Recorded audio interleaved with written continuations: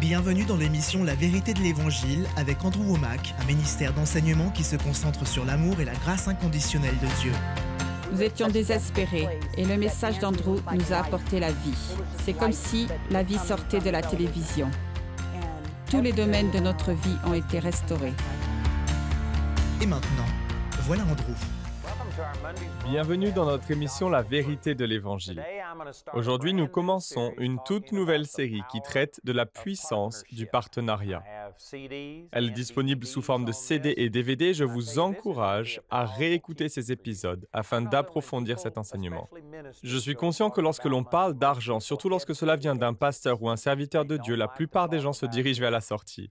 Ils n'aiment pas en entendre parler et il y a une véritable résistance sur ce sujet. Mais nous devrions comprendre que le partenariat ne profite pas seulement aux ministères ou aux églises auxquelles vous donnez. Il est également bénéfique pour vous.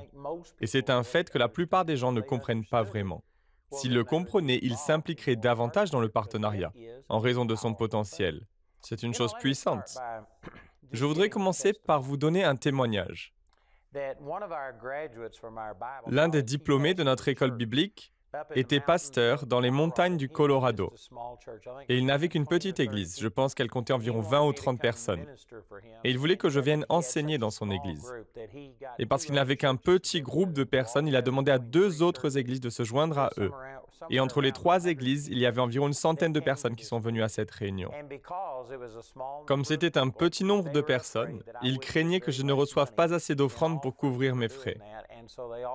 Ils m'ont donc proposé d'apporter moi-même le message des offrandes, en pensant, je suppose, que si c'était moi qui recevais les offrandes, je ne pourrais pas me plaindre du résultat. Et quoi qu'il en soit, ils m'ont demandé de recevoir les offrandes et cela n'avait pas d'importance pour moi. D'habitude, où que je sois, je laisse ceux qui m'invitent recevoir les offrandes et ils peuvent me donner quelque chose ou rien du tout, peu importe. Je ne vais jamais quelque part à cause de l'argent. Ils m'ont donc demandé de recevoir les offrandes. Il se trouve que je revenais d'une conférence à Charlotte, en Caroline du Nord. Cela remonte à de nombreuses années, probablement déjà une vingtaine d'années. Et je ne me souviens pas du montant exact, mais je sais que cette église de Charlotte, en Caroline du Nord, dans laquelle je me suis rendu plusieurs fois, m'avait donné cette année-là entre 50 000 et 100 000 dollars. Et une fois, j'ai même reçu 300 000 dollars de leur part pour une semaine de réunion. C'est le don le plus conséquent qu'une église ne m'ait jamais fait. J'arrivais donc directement de cette église et je ne pense pas que je sois même rentré chez moi. J'ai atterri à Denver et je suis allé immédiatement dans les montagnes du Colorado pour rejoindre cette église. Ils m'ont donc demandé de recevoir les offrandes. Je me suis levé et j'ai commencé par dire « Je veux vous dire que je viens d'une église qui m'a donné une énorme offrande. Je ne suis pas un pasteur pauvre qui vient à peine d'arriver en ville et je ne dépends pas de vos dons. Que vous donniez ou non, je continuerai à faire ce que je fais. Je ne suis pas ici parce que je suis dans le besoin. Je n'ai pas besoin de votre argent. » Et c'est comme cela que j'ai commencé. Lorsque le pasteur de l'église qui était au premier rang a entendu cela, il est devenu tout pâle. Il se disait « Oh non, il vient de ruiner le moment des offrandes. » En effet, la plupart de ceux qui reçoivent une offrande disent « J'ai un besoin, voulez-vous m'aider ?» Et je le comprends, vous savez, la Bible dit que si vous voyez votre frère ou votre sœur dans le besoin, et si vous fermez vos entrailles de compassion, comment l'amour de Dieu demeure-t-il en vous? Donc le fait de donner quand on voit une personne dans le besoin est bien une raison valable de donner, mais c'est aussi la motivation la plus simple. C'est la façon la plus facile de motiver les gens à donner. Mais cela ne prend en compte qu'une partie des raisons de donner. Donner, c'est aussi pour votre bénéfice. Et lorsque je suis amené à enseigner sur les finances, ce n'est pas pour moi, c'est pour vous. De même, lorsque j'enseigne sur la guérison, je ne le fais pas pour moi. Cela me profite parce que lorsque je crois en la parole et que je la déclare de ma bouche, je suis béni par elle et je crois qu'elle m'aide. Il m'est arrivé lorsque je combattais une maladie dans mon propre corps de décider d'enseigner la guérison parce que j'avais besoin de l'entendre. Et donc oui, cela me profite dans un sens. Mais la raison pour laquelle j'enseigne sur la guérison n'est pas pour que je puisse être guéri. C'est pour partager la vérité avec vous afin que vous puissiez être guéri. La raison pour laquelle j'enseigne sur les émotions, sur la façon de marcher dans la joie, de croire en Dieu et sur toutes ces questions, je ne le fais pas pour moi, je le fais pour vous. Mais si on commence à parler d'argent, les gens pensent immédiatement que c'est purement égoïste et que si j'enseigne sur les finances, c'est parce que j'en ai besoin. Là encore, il est évident que j'ai besoin de finances et Dieu me bénira. Mais je tiens à vous montrer le bénéfice que vous pouvez tirer du fait de donner. C'est ainsi que j'ai abordé le sujet lorsque j'ai apporté le message sur les offrandes pour ces 3 petites églises qui s'étaient réunies. J'ai commencé en disant, écoutez, il ne s'agit pas de mes besoins. C'est vous qui avez besoin de donner. Il vous faut faire partie de ce que Dieu fait. Il vous faut prendre une partie de ce que Dieu vous a donné et l'utiliser pour autre chose que pour vous-même. J'ai utilisé le fait que le don est comme une semence. Il y a beaucoup de passages qui le disent, mais dans 2 Corinthiens au chapitre 9, c'est l'un des exemples les plus clairs. Dans les versets 6 à 10, il est dit que Dieu donne de la semence au semeur. J'ai donc commencé à enseigner que si vous mangez toute votre semence et que vous n'en plantez pas une partie, vous finirez par avoir faim. Vous êtes peut-être rassasié sur le moment, mais vous aurez faim par la suite. Vous devez reconnaître le potentiel qui se trouve dans cette semence pour votre avenir et vous devez vous discipliner et en planter une partie. Sinon, vous souffrirez de la faim dans le futur. J'ai donc commencé à enseigner ces principes à tous ces gens et finalement, ça s'est très bien passé. Et la semaine suivante, après la réunion, le pasteur de cette petite église m'a appelé et m'a expliqué que lorsque j'ai commencé à dire « Je n'ai pas besoin de votre argent, il s'agit de ce dont vous avez besoin, vous devez apprendre ce qu'est le partenariat », il pensait que cela allait ruiner les offrandes. Mais il s'est avéré qu'ils ont fini par me donner la plus grande offrande qu'ils n'avaient jamais donnée à qui que ce soit, ce qui montre que ça avait été bien reçu. Mais le plus important, c'est qu'il m'a dit que le dimanche matin, il s'est présenté devant les membres de son église, après que les 3 églises se soient séparées. Il n'y avait que 20, peut-être 30 personnes maximum dans son église. Il s'est levé et leur a dit, « Vous savez, je ne me souviens pas des thèmes sur lesquels Andrew a enseigné. Tout ce dont je me souviens, c'est ce qu'il a dit au sujet des offrandes. Ça m'a tellement touché. Je savais ces choses, mais je ne les avais pas partagées avec vous. Et là encore, c'est parce qu'il y a une résistance à l'égard des pasteurs qui parlent de finances. Les gens pensent immédiatement que vous ne faites cela que dans un but et pour des raisons égoïstes. Cela provoque une résistance et une incrédulité à l'égard de ce message. Vous savez, il est dit dans Hébreux 4:2 que la parole qui leur a été annoncée ne leur servit de rien parce qu'elle ne trouva pas de la foi chez ceux qui l'entendirent. Et il y a une résistance au fait que les serviteurs de Dieu parlent de prospérité. On pense presque toujours que c'est pour des raisons égoïstes et que c'est une manipulation et un moyen d'obtenir des fonds. Dans tous les cas, l'incrédulité s'en mêle et cela ne donne généralement rien de bon. Ainsi, ce pasteur a expliqué qu'en raison de la résistance et des critiques à l'encontre des pasteurs qui parlent de finances, je n'ai pas été honnête avec vous, il leur a dit. Je savais ces choses. Lui-même avait l'habitude de donner, mais il leur a dit, « Je ne vous ai pas mis au défi sur ce sujet parce que j'avais peur que vous pensiez que je le faisais pour de mauvaises raisons. » Et devant les membres de son Église, il s'est mis à pleurer. Puis il s'est mis à genoux et a dit, « Pardonnez-moi de ne pas vous avoir dit la vérité. Pardonnez-moi de vous avoir volé et de vous avoir privé d'occasion de prospérer, parce que j'avais peur de ce que les gens penseraient. » Il s'est repenti devant toute son Église. Et les membres de son Église, rappelez-vous, c'était juste une petite église de 20 ou 30 personnes, sont venus et ont commencé à l'embrasser et à dire, « Pasteur, nous vous pardonnons. » Et ils ont commencé à donner. Ils ont donné tellement d'argent, je ne me souviens pas du montant, mais je pense que c'était plus de 20 000 ou 30 000 $ ce dimanche matin. En tous les cas, en une matinée, ils ont remboursé la totalité de la dette de l'Église et se sont engagés sur le chemin de la prospérité. Ce pasteur m'a contacté la semaine suivante pour me raconter tout cela et me dire que cela avait entraîné un renouveau dans son ministère, un véritable réveil. Et je peux vous dire que c'est cela la puissance du partenariat. Laissez-moi commencer par ce verset du chapitre 16 de Luc, qui était un passage problématique pour moi. Je le lisais et je ne comprenais pas exactement ce qui était dit. J'ai beaucoup de choses à partager aujourd'hui sur le sujet, donc je ne vais pas approfondir ce passage comme je le fais habituellement. J'ai d'autres enseignements à ce sujet, dont un qui est intitulé « La gestion des finances » et qui est bien plus détaillé. Cet enseignement ne comprend que 2 parties sur la puissance du partenariat. La gestion des finances est, je pense, constituée de 6 parties différentes et comprend certaines leçons que je vais partager dans cette série d'émissions. Cet enseignement va se porter plus particulièrement, spécifiquement sur la façon dont le partenariat vous aide, ce qu'il accomplit dans votre vie. L'autre enseignement entre dans les détails concernant la prospérité et encore d'autres questions. Je ne vais pas trop m'attarder, mais laissez-moi résumer l'histoire que l'on trouve dans l'Évangile de Luc au chapitre 16. Il s'agit d'un homme qui était l'intendant de son patron. Un intendant est une personne qui gère les affaires d'une autre personne. Il ne gère pas leur propre argent, mais l'argent de quelqu'un d'autre. Et cet homme était accusé d'avoir volé de l'argent à son maître. Par conséquent, le maître l'a confronté et lui a dit « Montre-moi les livres de comptes, et si ce que j'ai entendu est vrai, tu vas perdre ton emploi. » Et cet intendant a paniqué parce qu'il avait volé de l'argent à son maître. Et il savait qu'il allait être licencié. Et il est dit ici au verset 4, ce qui est humoristique à mes yeux, il se demande « Qu'est-ce que je vais faire ? Quand je serai destitué de mon emploi, cela montre qu'il admet sa culpabilité. » C'est au verset 3, excusez-moi. Et il se dit en lui-même « Que ferai-je ? Puisque mon maître m'ôte l'administration de ses biens. » C'est son aveu de culpabilité. Et il dit « Travailler à la terre, je ne le puis. Mendier, j'en ai honte. » Et ceci est ironique pour moi. Il dit ne pas pouvoir travailler la terre. Je ne crois pas qu'il y ait une raison de penser qu'il était physiquement incapable de travailler. C'est sans doute plutôt qu'il ne voulait pas travailler. La plupart des gens qui sont des voleurs ont une aversion pour le travail. Ils essaient de s'enrichir rapidement avec peu d'efforts. Mais quoi qu'il en soit, il dit travailler à la terre, je ne le puis. Mendier, j'en ai honte.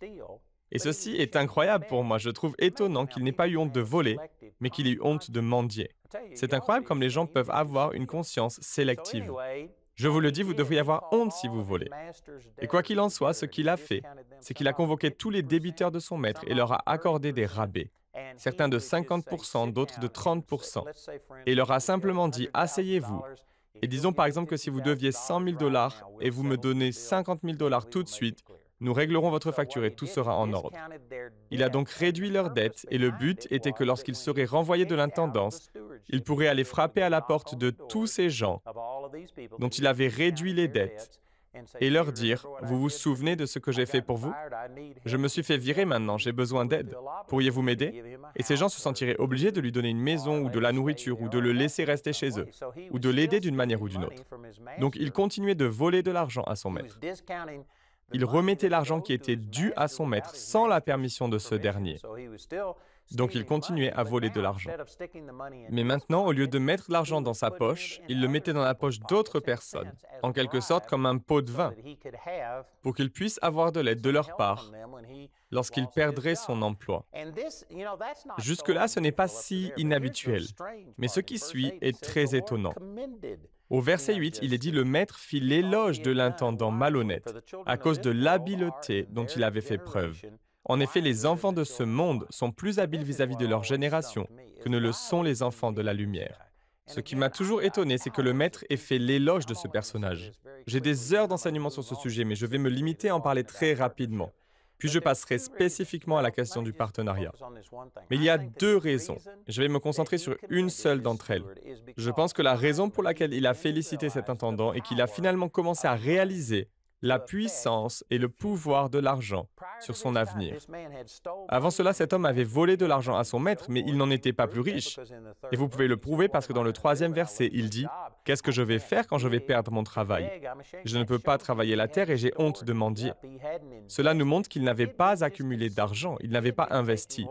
Il ne faisait que dépenser. Il avait prélevé tout ce qu'il pouvait sur le dos de son maître et il avait tout dilapidé. Il était donc imprévoyant. Il n'avait rien fait avec cet argent. Mais maintenant qu'il allait perdre son emploi, il a commencé à se rendre compte qu'il était dans une position où il pouvait influencer les gens avec l'argent qu'il gérait pour son maître. Et il a commencé à utiliser l'argent pour influencer son avenir. C'est pour cette raison que le maître l'a admiré, comme il est dit dans certaines versions. J'aimerais avoir plus de temps pour entrer dans les détails, mais laissez-moi vous dire rapidement que l'argent vous donne du pouvoir. Certaines personnes seront offensées par cette réflexion et penseront qu'il ne faut pas considérer l'argent de cette manière. Pourtant, l'argent vous donne du pouvoir. Sachez que si vous disposiez d'1 million de dollars, vous pourriez envisager l'achat d'une maison, d'une voiture et faire quelque chose qui serait impossible à la personne qui n'a rien et qui n'est même pas sûre de pouvoir obtenir un prêt. Cela vous donne des opportunités, vous avez accès à des choses qui ne sont pas à la portée des gens qui n'ont pas d'argent. L'argent vous donne du pouvoir. Il y a une certaine sécurité dans l'argent. Évidemment, nous ne devons pas mettre notre foi dans l'argent. Nous devons mettre notre foi dans celui qui nous a fait prospérer et nous a donné de l'argent, c'est-à-dire Dieu. Mais si vous avez de l'argent, si vous êtes milliardaire, il y a des choses que vous pouvez faire que vous ne pouvez pas faire si vous n'avez pas d'argent. Il y a aussi l'influence qui en découle. Si un milliardaire fait son entrée, les gens vont le traiter différemment qu'un mendiant dans la rue. Donc, que vous le vouliez ou non, l'argent vous donne de l'influence. Il vous donne du pouvoir, il vous donne la possibilité de faire des choses que vous ne pourriez pas faire si vous n'avez pas d'argent. L'argent apporte donc un certain pouvoir, mais ce qui est triste, c'est que la plupart des gens utilisent ce pouvoir, cette influence, sans vision. Ils le gaspillent sans réfléchir et ils ne pensent pas à long terme. Si vous vous souvenez d'une des choses que j'ai dites au tout début de ce programme, c'est comme une semence, l'argent est comme une semence. Dans Marc chapitre 4 et 2 Corinthiens chapitre 10, ainsi que dans de nombreux autres passages des Écritures, la semence est utilisée pour représenter l'argent. Et c'est une bonne illustration parce que la semence, vous pouvez la manger et elle peut vous nourrir et vous aider momentanément. Cependant, la semence peut aussi être plantée et elle peut grandir et produire davantage de semences pour le futur. Si vous êtes imprévoyant et que vous mangez toute votre semence, alors le jour viendra où vous aurez faim. Mais si vous pouvez vous discipliner et reconnaître le pouvoir qui est dans cette semence, pas seulement pour des choses temporaires, mais pour des choses futures, alors Dieu soit loué, vous pouvez affecter votre avenir. Et si vous vous disciplinez et êtes fidèle dans le fait de semer, et vous ne le faites pas seulement une fois, mais chaque fois que vous obtenez des semences, vous en semez une portion. Et si vous faites cela sur le long terme, alors dans le futur, vous aurez une récolte tellement abondante que vous ne pourrez même pas la manger tout entière. Vous récolterez plus que ce que vous ne pourrez jamais consommer. Mais très peu de gens se disciplinent et pensent à l'avenir. La raison pour laquelle cet intendant injuste a été admiré est que pour la première fois de sa vie, même s'il continue à voler, il avait au moins commencé à reconnaître le pouvoir qu'avait l'argent d'affecter son avenir. Et le maître a fait son éloge pour cette raison. Maintenant, nous avons Jésus qui explique la raison pour laquelle il a donné cette parabole.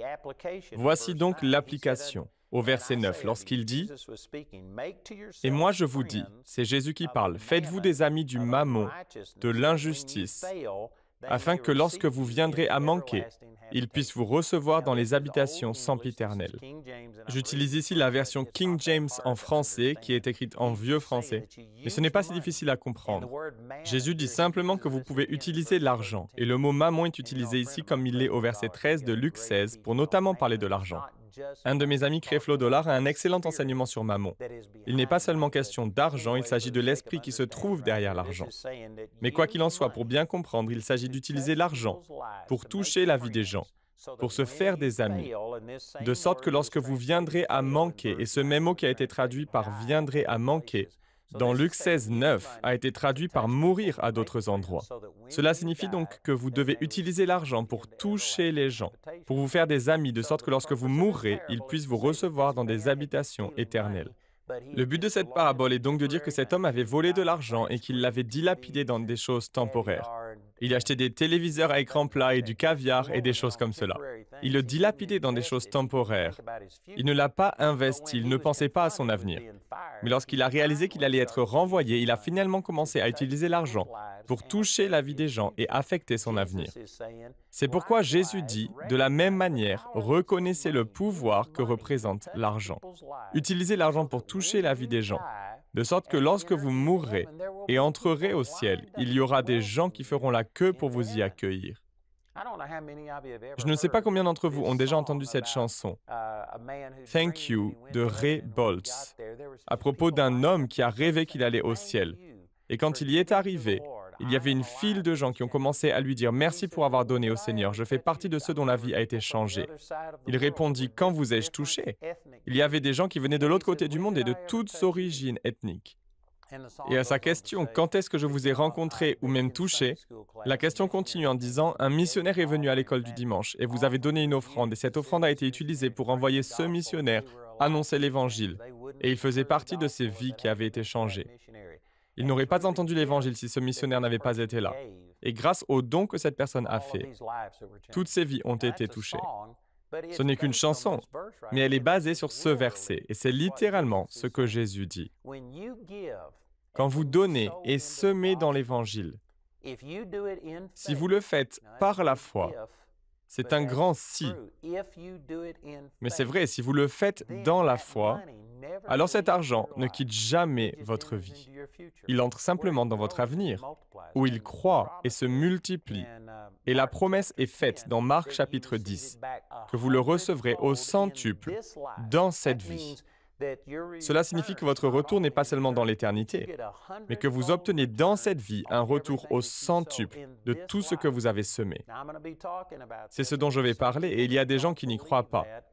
Mais c'est ce que disent les Écritures. Dieu a promis un retour au centuple de vos dons dans cette vie et dans le monde à venir, la vie éternelle. Par conséquent, cela vous affecte non seulement dans cette vie, mais aussi dans l'éternité. Et comme Jésus le dit, les gens feront littéralement la queue pour vous accueillir au ciel. Maintenant, si vous arrivez au ciel, et je prie que vous y arriviez, je prie pour que chaque personne qui regarde cette émission ait fait de Jésus son Seigneur et que vous soyez en route pour le ciel. Maintenant, si vous ne l'avez pas fait, appelez le numéro sur votre écran, priez avec quelqu'un. Naissez de nouveau et assurez-vous de votre entrée au paradis. Si vous allez au ciel, ça va être une véritable fête et il n'y a pas de mauvaise façon d'y aller. Mais n'aimeriez-vous pas, au lieu de rentrer de justesse au paradis et d'y arriver sans personne pour vous accueillir, ne serait-ce pas génial d'y voir des gens faire la queue? Je veux dire des kilomètres et des kilomètres de gens dont la vie a été touchée par votre don, par votre générosité quand ils étaient ici, sur cette terre. Leur vie a été changée, et à cause de cela, il y a des gens qui font la queue pour les y accueillir.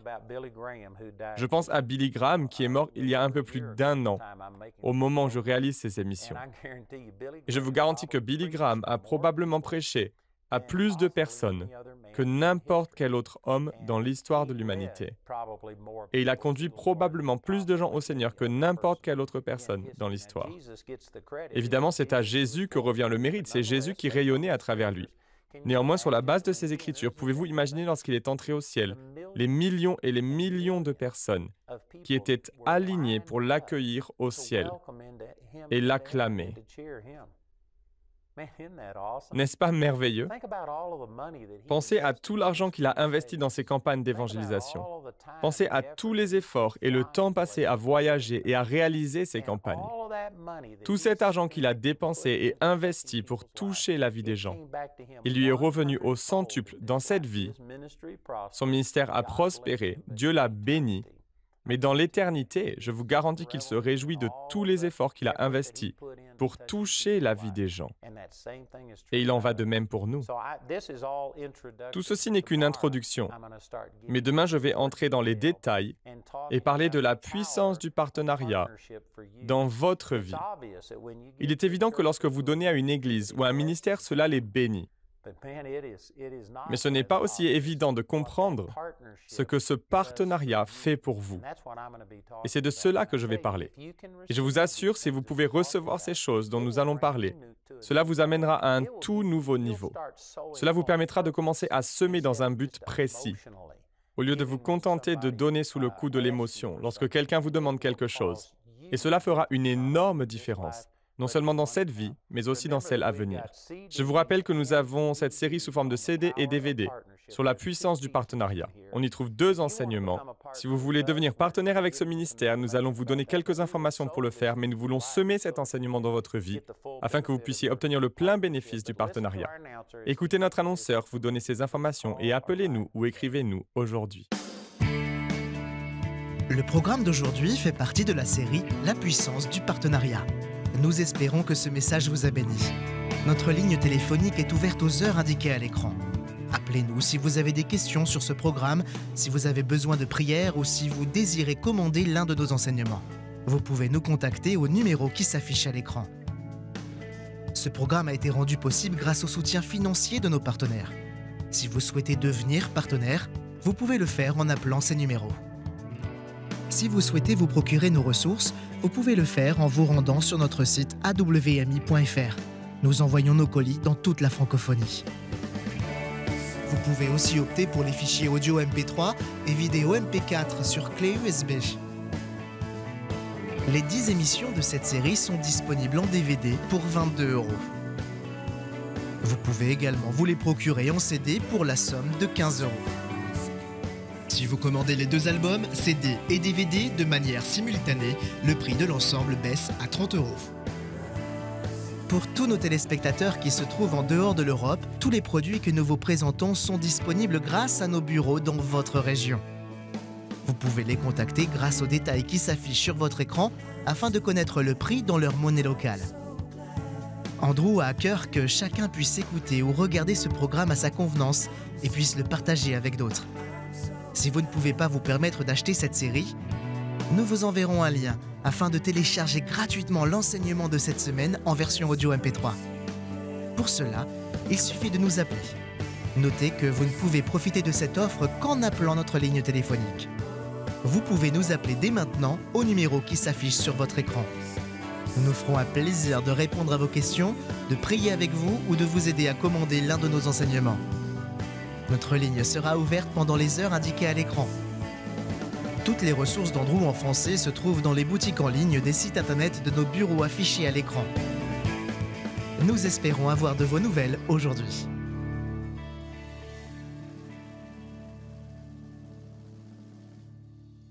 Dites au nom de Jésus, je ne me fie pas à ce que je vois, je me fie à ce que dit la parole de Dieu. Il y a plus que ce domaine physique, il y a également un monde spirituel. Peu importe à quoi ressemble la situation, je sais ce que dit la parole de Dieu. On me disait que ma vie serait faite de douleur et d'isolement, et que je ne devrais même pas espérer la liberté. On me disait que je serais toujours en fauteuil roulant. On me donnait 3 mois à vivre avant une défaillance cardiaque totale. On me disait que je ne serais jamais guérie de la fibromyalgie. J'ai fait des allers-retours aux urgences et j'ai dépensé plus de 300 000 $ pour trouver un remède. Tout cela en vain. J'étais sur le point d'abandonner quand j'ai découvert Andrew Wommack à la télévision. Et Andrew m'a montré, pour la première fois, que par les meurtrissures de Jésus, j'étais déjà guérie. En quelques semaines, j'ai reçu ma guérison après avoir écouté tous les enseignements qui sont disponibles en ligne.